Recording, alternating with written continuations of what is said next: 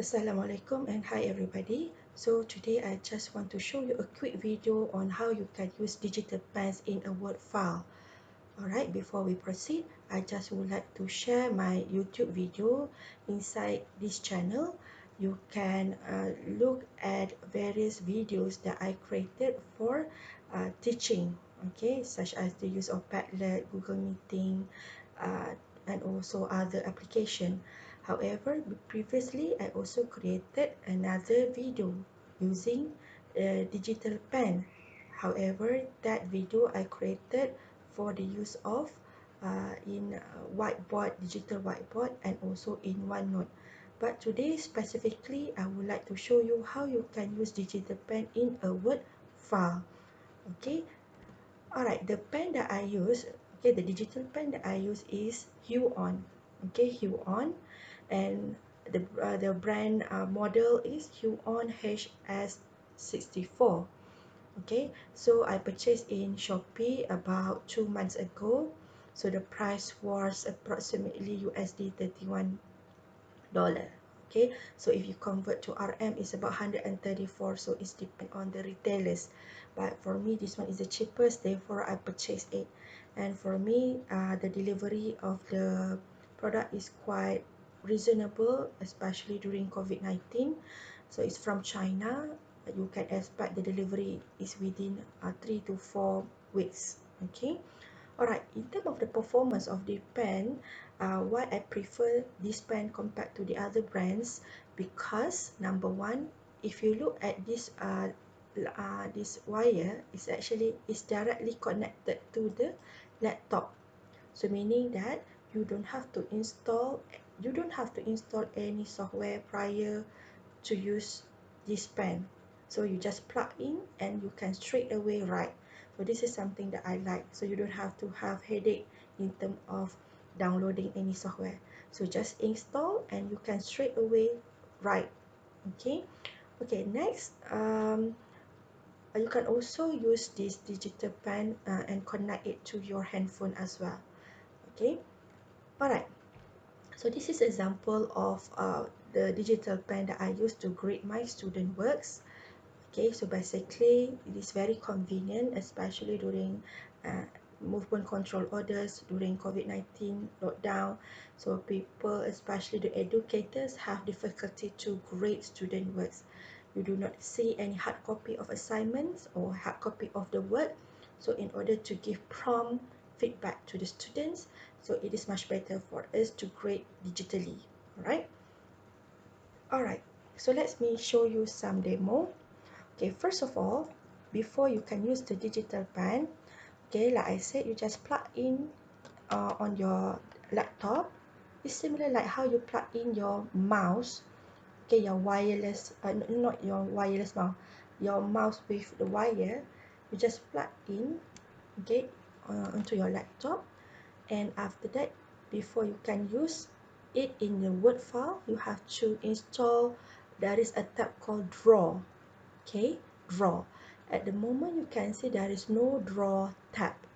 So where you can get this Draw tab, you go to Option, okay, and you go to Customize Ribbon, and you go to this part which is Draw. You just take this one and click OK.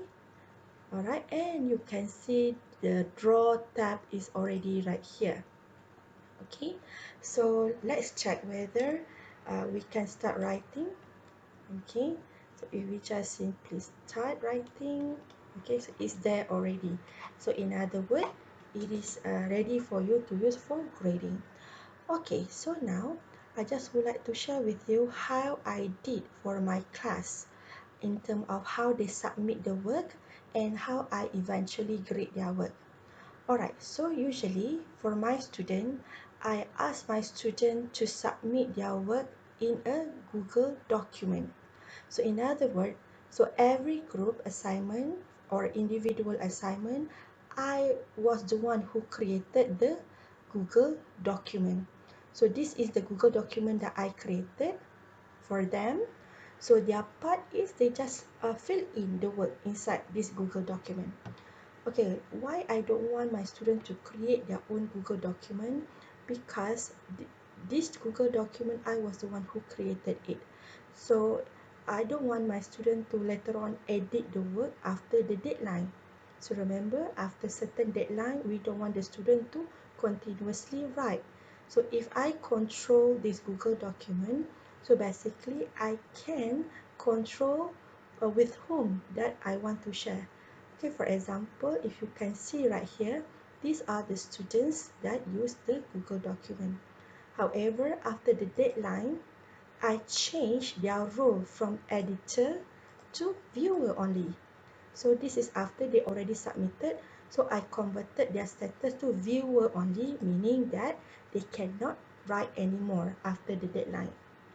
Okay, so after they already submitted the work, what I did, I just download their work. Okay, go to File, Download Microsoft Word. Okay, okay, so it's already downloaded. And if you can see right here, okay, all the assignment I already downloaded and I put it in a folder. So now it's time for you to grade their work. Okay, but as an educator, before you can grade their work, so preferably you need to have a rubric. Okay, a rubric. For example, this assignment is related to problem solving. Okay, problem solving. So I use a problem solving rubric to grade their work. Someone might ask me, where do you get this rubric? So usually you can get this kind of rubric from scholarly journal. The scholarly journal in your field, if your assignment is related to collaborative assignment, collaborative work, you can start in scholarly journal related to collaborative problem solving.